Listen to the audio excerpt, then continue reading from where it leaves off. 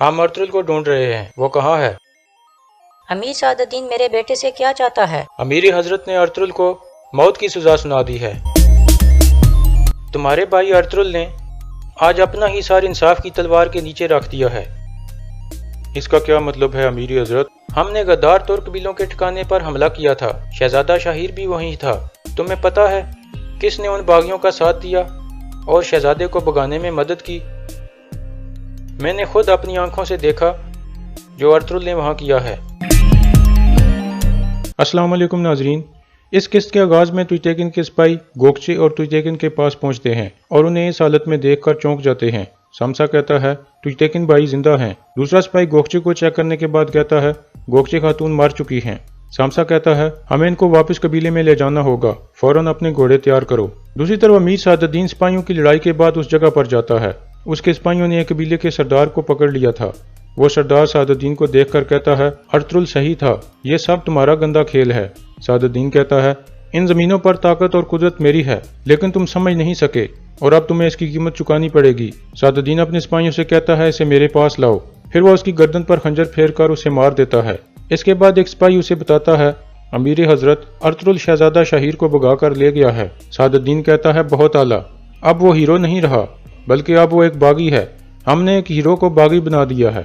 फिर वो कमांडर को हुक्म देता है अपने सिपाही लेकर फौरन काई कबीले में जाओ और अर्तुल को तलब करो। अगर वो अर्तुल को तुम्हारे हवाले ना करें तो उनके मरकजी खेमे को जला दो। कमांडर कहता है जैसे आपका हुक्म अमीर हजरत। दूसरी तरफ अर्तुल शाहिर को लेकर एक जगह पहुंचकर उसे घोड़े से उतारता है। शाहिर कहता है मैं ठीक हूँ, आप परेशान ना हो। फिर शाहिर कहता है मैं इन कपड़ों से छुटकारा हासिल करना चाहता हूँ जो नयान की औरत ने मुझे दिए थे। अर्तुल हैरान होकर पूछता है कौन औरत? शाहिर कहता है गोंजा गुल।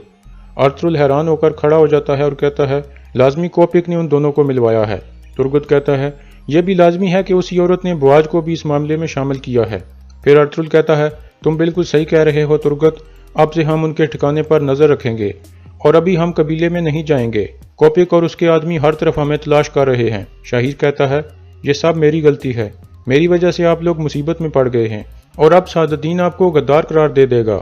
अर्तुल कहता है नहीं शाहिर, तुमने साबित कर दिया है कि तुम एक बहादुर सिपाही हो, तुम्हारी कोई गलती नहीं है। फिर अर्तुल अपने साथियों से कहता है चलो गायकली के गार में चलें। फिर वो शाहिर को उठाते हैं और रवाना हो जाते हैं। दूसरी तरफ सुंगरतेकिन अभी तक जंगल में नुयान की खोज लगाने में मसरूफ था। फिर वो अपने साथी सिपाहियों को कहता है मैंने गोंजाकुल की लाश देखी है, उन्होंने मार दिया है उसे। तुम लोग यहीं रुक कर मेरा इंतजार करो, अगर मैं वापस ना हूं तो तुम लोग रात को वापस कबीले में चले जाना।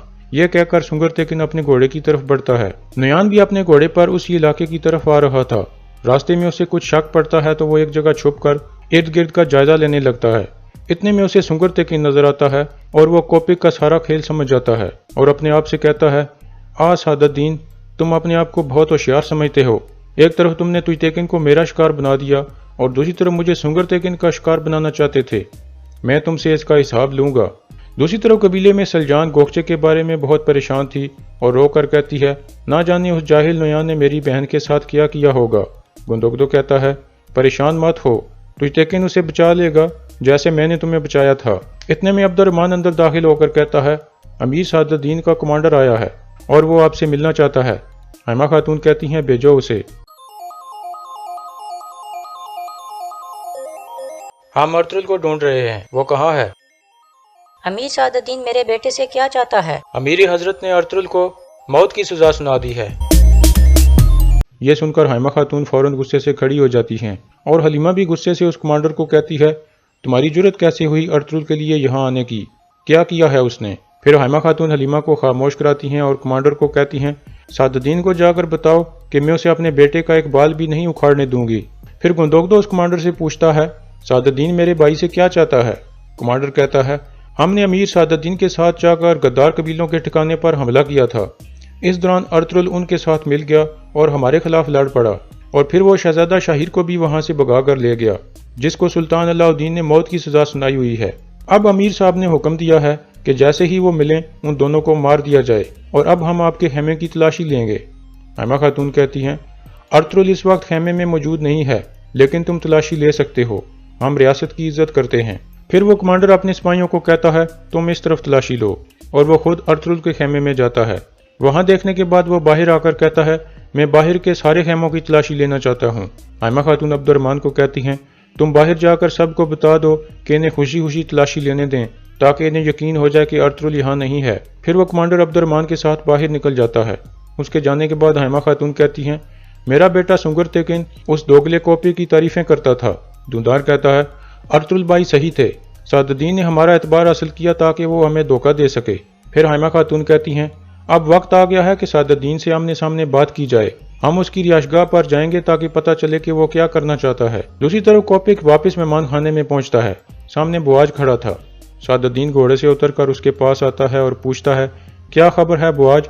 बुआज कहता है, नोयान ने तुजतेकिन और उसकी बीवी को मार दिया है। कोपिक कहता है, आह नोयान, इंशाल्लाह सुंगर तेकिन उसको देख लेगा। फिर बुआज कहता है, गोंजागुल खातून भी मारी गई है। गोकचे ने भागने की कोशिश के दौरान उसे मार दिया था। कोपिक इसके जवाब में कुछ नहीं कहता और खामोशी से अंदर चला जाता है। दूसरी तरफ अर्तुगरुल और उसके साथी गायकली के गार में पहुंच चुके थे। इब्नुल अरबी भी वहां मौजूद थे और शाहिर का मुआयना कर रहे थे। फिर वो कहते हैं, तीर ने जख्म जरूर किया है लेकिन ये इतना गहरा नहीं है।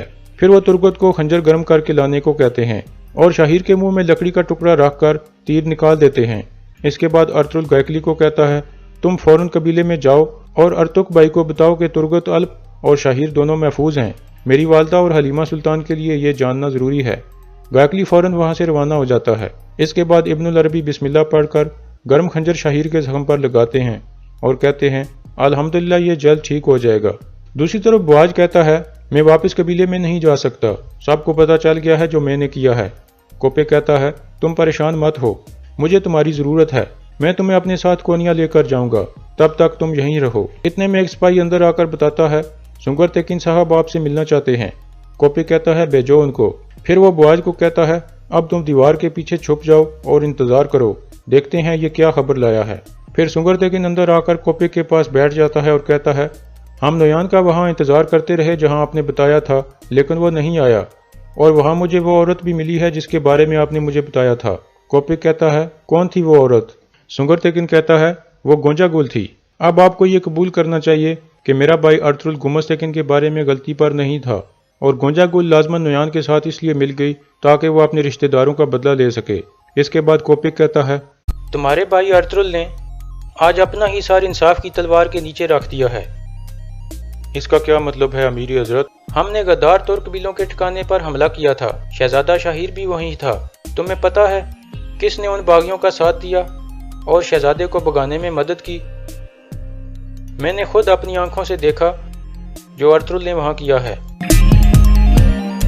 ये सुनकर सुंगर तेकिन कुछ परेशान हो जाता है। मेहमान खाने के बाहर नोयान छुप कर वहां की जासूसी कर रहा था। इतने में कुछ जख्मी सल्जूक सिपाही वापस आ रहे थे। सबसे पीछे एक सिपाही अकेला आ रहा था।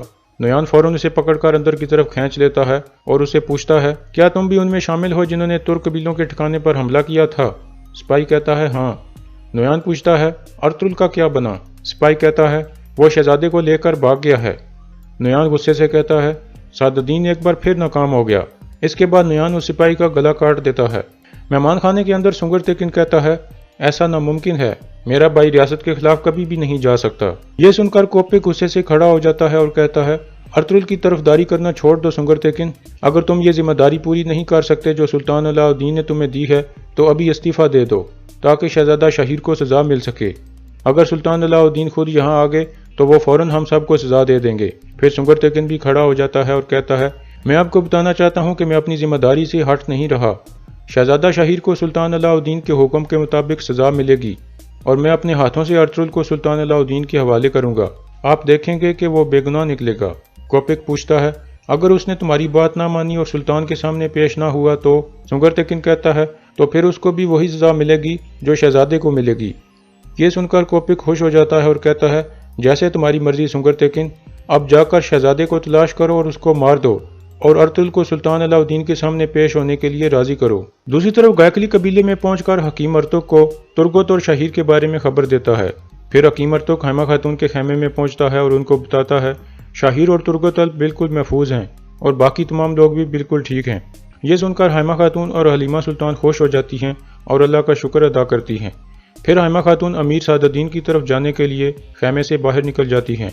क्योंकि वो उससे अर्तुल के बारे में दो टोक बात करना चाहती थी। थोड़ी देर बाद तुर्चेकिन के सिपाही गोकचे और तुर्चेकिन को लेकर कबीले में पहुंच जाते हैं। कबीले के लोग उन्हें इस हालत में देखकर रोने लगते हैं और कबीले में एक कोहराम मच जाता है। हर तरफ से रोने की आवाजें आने लगती हैं।